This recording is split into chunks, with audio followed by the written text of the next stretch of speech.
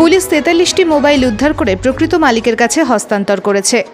শিলিগুড়ি মেট্রোপলিটনের মাটিগাড়া থানার পুলিশ শিলিগুড়ি শহরের মাটিগাড়া থানার বিভিন্ন জায়গা থেকে ৪৩টি চুরি ও লুট করা মোবাইল ফোন উদ্ধার করে সঠিক মালিকের কাছে হস্তান্তর করেছে।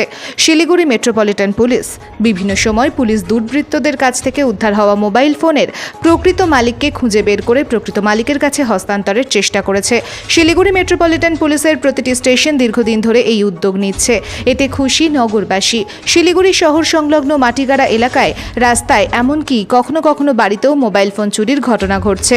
গত কয়েক মাসে শিলিগুড়ি মেট্রোপলিটন পুলিশের মাটিগাড়া থানার পুলিশ বহু অপরাধীকে গ্রেফতার করেছে। তাদের কাছ থেকে ৪৩টি মোবাইল ফোন উদ্ধার করা হয়েছে।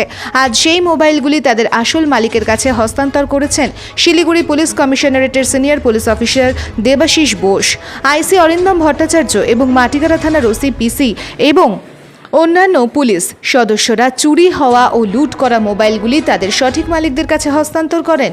হারানো মোবাইল ফিরে পেয়ে খুশি মোবাইলের আসল মালিক। তিনি শিলিগুড়ি মেট্রোপলিটন পুলিশের মাটিগাড়া থানার পুলিশ কর্মীদের ধন্যবাদ জানান।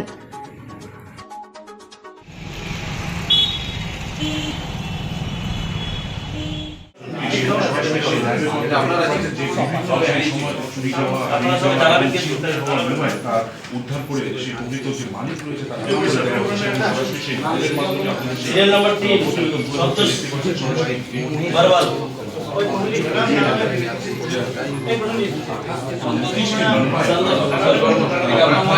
নালাবে কিন্তু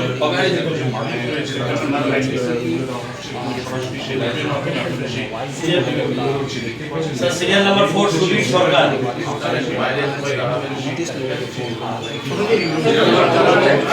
সিরিয়াল নাম্বার 4 সন্তোষ সরকার, সুবীর সরকার।